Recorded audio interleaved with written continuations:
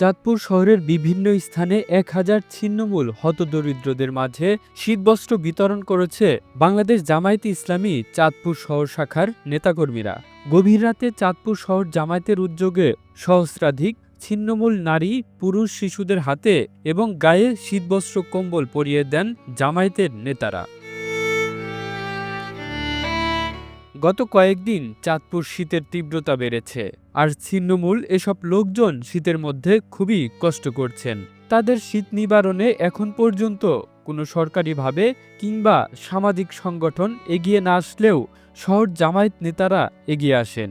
শীতবস্ত্র উপহার দেওয়ার সময় উপস্থিত ছিলেন চাঁদপুর শহর জামায়াতের আমির অ্যাডভোকেট মোহাম্মদ শাহজাহান খান, সাধারণ সম্পাদক শেখ মোহাম্মদ বেলায়েত হোসেন সহ জামায়াত নেতাবৃন্দ।